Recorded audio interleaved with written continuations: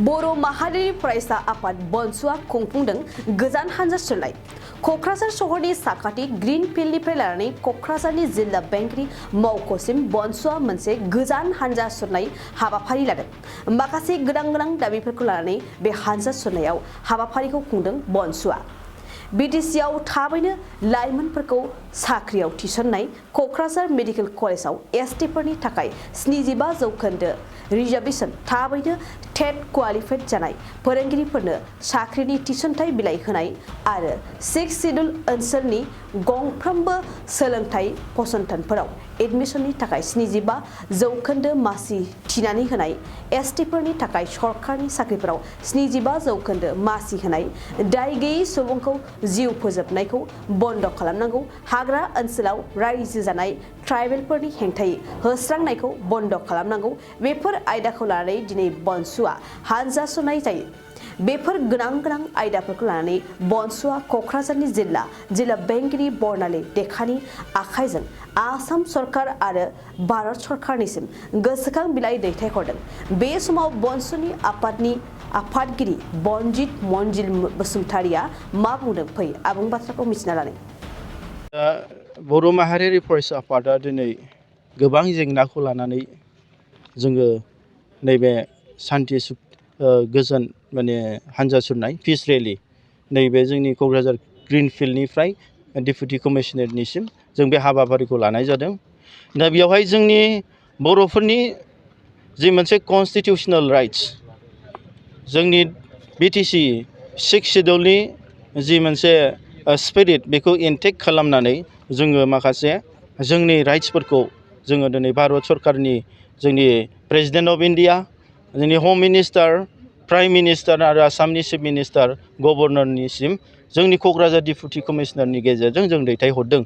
बेवहाय जों थोंजोङैनो जोंनि मोनसे रिजार्भेशन्स पलिसिस, बेखौहाय जोङो दिनै भारत सरकारनो जों दैथायहरदों।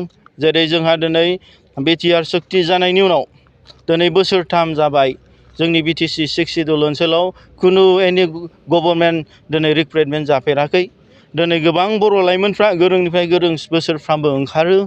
बेयावहाय दिनै जों बेखौनो जोङो भारत सरकार आरो आसाम सरकारखौ जोङो दिनै बे आर'जलाइनि गेजेरजोंनो जोङो प्रेसार खालामहरदों, जाहाथे थाबैनो जोंनि जि मोनसे थांनाय समावहाय सेन्ट्रेल सिलेक्सन बर्ड दं, जाय बियो दिफां जानानै दङ।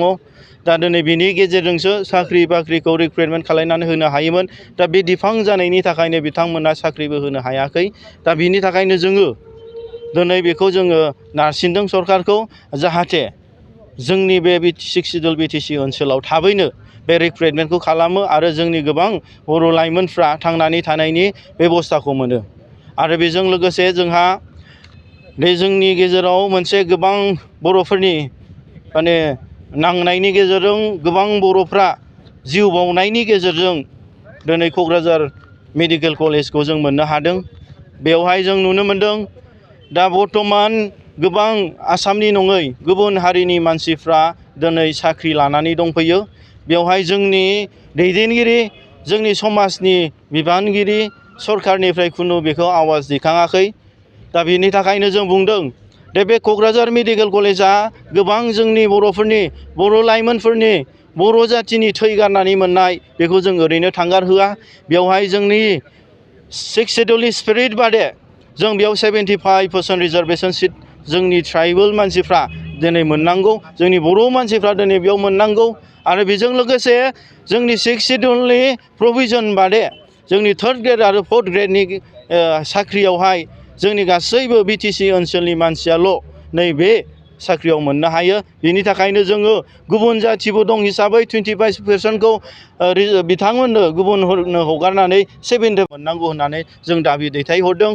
जोंहा दिनै बे खाथि खालानि गोबां हा हु हगारनाय दं आरो गोबां जोंनि थांनाय आन्दलन समाव सोरबा NDFBनिफ्राय, सोरबा गोबां खस्थ' खालायनायनि न'खरफोरनिफ्राय गोबां मानसिफ्रा दिनै जाथिनि थाखाय खहा जादों। गोबां मानसिफ्रा बिमा बिफा गथ' गथाय थैजादों। बिथांमोननि थाखाय बे स्पेशल जोंनि बिटिसिनि दानि सरकार, मानगोनां प्रमद बर' दैदेननाय सरकारा दिनै बै खस्थ' मोननाय मानसिफोरनि थाखायबो नैबे क'क्राझार मेडिकेल कलेजाव स्पेसियेल रिजार्भेसन खथा खालामनानै साख्रिखौ होनो हायो बेखौ जों बिथांनिसिमबो जों आर'ज जों दैथायहरो आरो बेजों लोगोसे जोंनि खाथि खाला जाय बिथांमोना हा हु हगारनाय बिथांमोननोबो थाखाय स्पेसियेल खथा प्रिन्स भिलेज हिसाबै बिथांमोननोबो दोननो हायो बेखौ जोङो दिनै बनसुनि जानानै बर' हारिनि जानानै आं दिनै बे मिडियानि गेजेरजों फोरमायहरो आरो जोंहा दिनै जोंनि बिटिसि ओनसोलावहाय गोबां कलेजेस इउनिभारसिटिसफ्रा फैबाय नाथाय बेयावहाय जों थांनाय समफोरनिफ्राय नुनो मोनदों दि जोंनि मेडिकेल कलेज हक दा फैबाय थानाय जोंनि इन्जिनियारिं कलेज हक जोंनि CIT इउनिभारसिटि बादियाव गोबां कलेजेसफोर बादियाव जोंनि थागिबि ट्राइबेल बर' गथ'फ्रा एडमिसनखौ दिनै नांगौ रोखोम मोननो हायाखै दा बिनि थाखायनो जोङो नैबे मिडियानि गेजेरजों आं बुंनो सानदों जिहेथु जों मेम'रेन्डामाव जों दैथायहरगोन एबार मोनफ्रोमबो बर'नि आफादफोर सरकारा दायथ' लानांगोन दि मोनफ्रोमबो कलेज इउनिभारसिटिस मोनफ्रोमबो सोलोंथाइनि फसंथानफ्राव जों 75% रिजार्भेसन जोंनि ट्राइबेल बर' मानसिफ्रा मोननांगौ आरो बेयावहाय जोंनि 2003नि जिथु माने एग्रिमेन्ट बिटिसि एग्रिमेन्ट बिनि 6 सिडिउलनि मर्यादाखौ दोननानै जों साफ्रोमबो बर' लाइमोनफ्रा जाहाथे जोंनि जायगायावनो जोङो दिनै एडमिसन मोननानै जों गोग्गो सोलोंथाइ लानो हायो बिनि गेजेरजों जोङो दिनै फोरमायहरबाय आरो बेखौ जों मेम'रेन्डामावबो जों भारत सरकार आरो आसाम सरकारनोबो जों दैथायहरसिगोन आरो बेजों लोगोसे जोंनि बे बिटिसि ओनसोलावहाय गोबां जोंनि गोरों गोरा लाइमोनफ्रा अलरेडि टेट क्वालिफाइड जानानै दङ गोबां जोंनि बर' लाइमोनफ्रा गोबां समनिफ्रायनो जोंनि बिटिसि सरकारखौ मानगोनां जोंनि प्रमद बर' दैदेननाय सरकारखौ बिथांमोनहा दिनै खुद्रिबाय थादों नाथाय गभर्नमेन्टआ जेबो बिथांमोननि थाखाय बिथांमोननि खुद्रिनायखौ खोनासङाखै दा जोङो नैबे मेम'रेन्डामनि गेजेरजों जों बेखौनो बुंनो सानदों दि जोंनि बिटिसि ओनसोलाव गुबुन जोंनि आसाम जायगा दाब दाब जायगायावहाय दिनै टेट रिक्रुइटमेन्टआ अलरेडि जानानै दिनै टेट एपइन्टमेन्ट मोनबाय साख्रि मोनबाय नाथाय जोंनि बिटिसि 6 क्वालिफाइड जानानैबो साख्रि मोननो हायाखै बेनि थाखायनो जों गुरैयै खावलायहरदों बिटिसि सरकारखौ नोंथांमोना थाबैनो बिथांमोननो एपइन्टमेन्टखौ होनांगौ आरो बिथांमोननि थांनानै थानायनि बेबस्थाखौ गोख्रोङै बानायनानै होनांगौ होननानै जों गुरैयैनो बनसुनि जानानै रायजोनि जानानै आं खावलायहरबाय आरो बेजों लोगोसे जोंहा दिनै मोनफ्रोमबो जोंनि बिटिसि 6 सिडिउलनि मर्यादा बादे जोंनि बिटिसि ओनसोलावहाय बेसेबां जब्स बेसेबां साख्रिनि सार्कुलार ओंखारो एपइन्टमेन्ट ओंखारो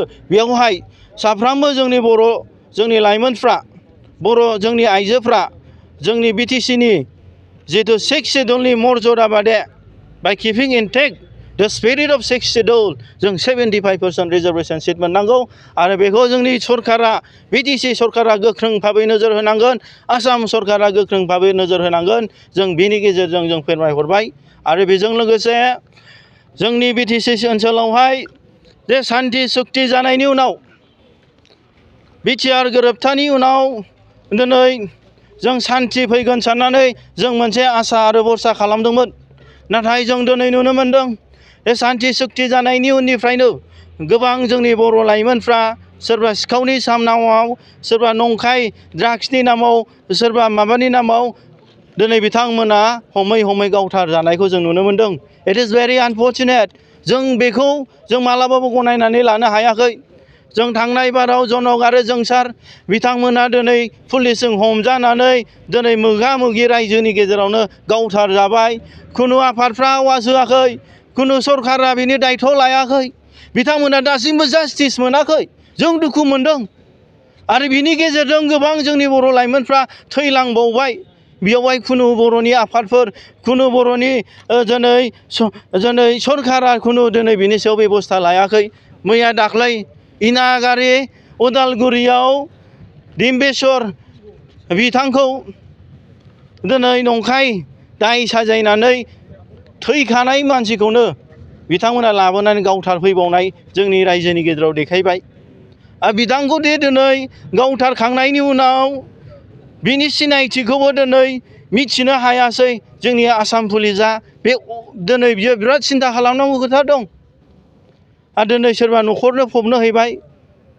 बे न'खराबो दिनै गावनि आंगो गथ' होननानै दिनै बिथांमोनाबो फबबाय, हिन्जावाबो सिनायासै।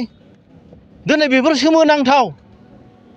जों सान्दों बे इनाय भाबै बिथांमोनखौ बुथारग्रा सोरबा पुलिसानो जाथों, सोरबा राजनितिक लिडारानो जाथों, सोरबायानो जाथों, खुनु जों आयेननि गेजेराव बनसुवा बेखौ ओरैनो जों थांगारहोआ।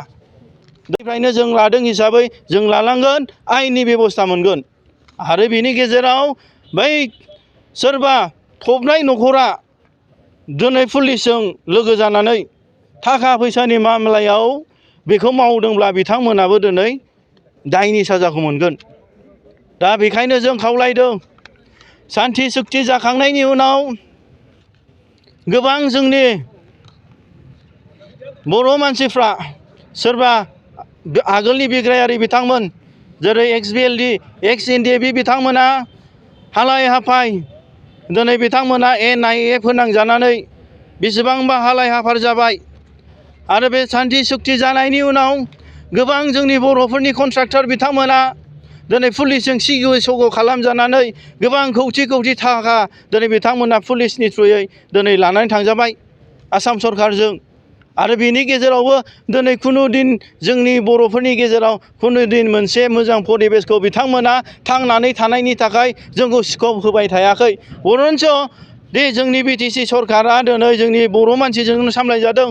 दे जोंहा आसाम सरकाराव दिनै आसामनिनो मन्थ्रि दं, बर'निनो मन्थ्रि दं, नाथाय बिथांमोना जेबो जोंनि जाथि थैनाय थांनायनि थाखाय आवाज होआखै। टटेलि जों बुंनो थाङो आसाम गभर्नमेन्टआ फेलियर। जोंनि ट्राइबेलफोरनि समयसाफोरखौ सुफुंनानै होनो हायाखै। आरो जोंनि BTC गभर्नमेन्ट बिथांमोनाबो दिनैसिम जोंनि जि मोनसे बर' ट्राइबेलफोरनि थाखाय जि मोनसे खामानि मावदों बेखौ दिनै मोजां मावनो हायाखै। बिथांमोनाबो टटेलि फेलियर। दा दिनै बे सान्थि सुक्ति जानायनि उनावहायनो आरो जों नुबावबाय दे जोंनि BTC 6 शिड्युल जायखौ बुङो जों ट्राइबेलफ्रानो जोंनि हानि, जोंनो राजा, जोंनो मालिक, बै आबै आबौ होलांनाय हा, बे हायावनो जों दासिमबो दङ। जों गुबुननि हायाव जों थायाखै। नाथाय दिनै जोङो नुनो मोनबाय दे जोंनि BTC गभर्नमेन्टआ जोंनि आंगो जोंनि बर' मानसिखौनो गावनि हायाव होखारनायखौ जों नुनो मोनबाय। नाथाय आं मोनसे खोथा बुंनो थांदों, बिथांमोना होखारनायनि आगोल मोजां सिन्था खालामगोर दे जोंनि BTC 6 शिड्युल हायाव गोबां गुबुन हारिनि मानसिफ्रा बेदखलखारि खालामनानै दं। इलिगेलि जोङो दिनै हा दखल खालामनानै दं। बिथांमोनखौ मानो होनो हायाखै? हाइकर्टआ अलरेडि बुंखाबाय 4 लाखनि बिगा हा होखारनांगौ। नटिस फैबाय BTC गभर्नमेन्टआव। बे नटिसआ फैदों 2019नि बेसेबांबा मासाव फैदोंमोन। नाथाय दिनै दासिमबो इमप्लिमेन्ट खालामाखै। दिनै मानो गावनि मानसिखौसो मोनखो, न'नि मानसिखौसो मानो होखारनो मोनखो? बैफोर गासैबो दिनै जोंनि सायाव, गावनि सायावनो जों दिनै खस्थ' खालामनानै जों 6 शिड्युल मोनदोंमोन। 6 शिड्युल जों थै गारनानै लाबोदोंमोन। जोंनो ट्राइबेलफोरनो थाखाय भारत सरकार, दिनै आसाम सरकारा मोनसे निजे खुंथायनि गोहो होदोंमोन, निजे राजनितिक अधिकारनि गोहो होदोंमोन। मानो बेफोरो दिनै गोमालांखो? जों मानो होखारजाखो गावनि हायाव? जों जोबोद दुखु मोनो। जों थानो हायाखै। दा बेफोरखौ जोङो आवाज होनो थाखायनो जों बनसुआ जोनोम जादों। आरो जों सान्दों जेब्लानासिम जों आसामजों थाबाय थागोन जों बेफोरबादिनो जों खस्थ' मोनगोन। आरो जों मालाबाबो जोंनि राव हारिमु, जोंनि थुनलाइ, जोंनि हारिनि सिमांखौ जाफुंसार होनो थाखाय जों खाबु मोननाय नङा। गेदेमा रायजो राजा नोंथांमोनखौ, नोंथांमोना जेसेबां हायो बनसुनि प्रिन्सिपल्स आरो आइडिय'लजिस, बनसुनि जि थांखि, बर' हारिनि देरसिन सिमां आलादा रायजो सोरजिनाय, सेपारेट स्टेट बड'लेण्ड, बेखौ जाफुंसार होनो नोंथांमोना बिखा फोरदांनानै जोंजों आवगायबोनांगोन, जोंजों सापर्ट होनांगोन। जोंनि जि मोनसे दिनै खुद्रिसारनाय, जोंनि दिनै बे मोनसे मावनाय, बे मावनाया जोंनि बेक्तिनि थाखाय नङा। बे मावनाया जाहैबाय जोंनि बर' जाथिनि थाखाय, फैबाय थानाय फंबाय बिनानाव मोननि थाखाय, इयुननि थाखाय जों दिनै बेखौ जों मावदों। जों मा दरखार दंमोन अखा बांखा नेवसिनानै, सान्दुं अखाजों नेवसिनानै जों खस्थ' खालामनो? जोंहा जेबो दरखार गैयामोन। दा जोङो दुखु मोननाय जोंनि फोरमायनायखौ दिनै नैबे मेम'रेन्डामनि गेजेरजों जों दैथायहरगोन। भारत सरकारनि प्राइम मिनिस्टार, हम मिनिस्टार, प्रेसिडेन्ट अफ इन्डिया, जोंनि गभर्नर अफ आसाम आरो चिफ मिनिस्टार अफ आसामनो दा आङो गुरैयै खावलायहरबाय खेबसे दे जोंनि बे नांनाया जोंनि बेक्तिनि थाखाय नङा, जोंनि रायजो राजा फैबाय थानाय फंबाय बिनानावमोननि इयुननि थाखायसो। बेनि थाखायनो आं खर' गंग्लायै बनसुनि जानानै रायजो राजानि जानानै साफ्रोमबो गेदेमा रायजो राजा नोंथांमोननिसिम फैबाय थानाय समाव नोंथांमोना जोंनि बनसुखौ जेब्लायबो जोंनि लामा हान्थिनायाव सापर्ट होगोन, जोंखौ थुलुंगा होगोन, बेखौ आङो आसा खालामबाय आरो नोंथांमोननिसिम अननाय आरो सिबिनाय बावहरनानै आंनि बिबुंथिखौ बेयावनो दोनथ'बाय। दख'ना जि जोम गाननो मोजां मोनग्रा बर' हौवा हिन्जावफोरनि थाखाय मोनसे जोबोरैनो गोजोनथाव खौरां। F&F क्लथिं गलाया फैगौ बैसागु फोरबोनि थाखाय समायना रमायना दख'ना, जोमग्रा सादोर, ब्लाउस आरो हौवाफोरनि थाखाय आर'नाइ, गामसा, शार्ट बायदि रोखोमनि गानग्रा जि जोमखौ नोंथांमोननि थाखाय लानानै फैदों। बेजों लोगोसेयैनो बर'नि जुलियाव नांगौ जानाय हौवा हिन्जाव गोदाननि गासै गानग्रा जोमग्राफोरखौबो बे गलायाव मोनगोन। गसाइगाव टाउनजों नांजाबनाय राजापारानि गार्लस स्कुलनि अपोजिटआव थानाय F&F क्लथिं गलायाव बर'नि गाब गोनां समायना रमायना ड्रेसफोरखौ गोसोनि लुबैनाय बायदि मोननो हागोन। लोगोसेयैनो गोसो गुदुं सुबुंफ्रा गावनि मोजां मोननाय ड्रेसफोरखौ F&F क्लथिं गलायाव जायखिजाया सानावनो लांफैनो हागोन। नोंथांमोना F&F क्लथिं गलायाव जि जोम, आर'नाइ आरो गानग्रा ड्रेसफोरखौ लांफैनोब्ला नैबे मबाइल नम्बर 8472858324 आव थोंजों खौरां लाहरनो हागोन।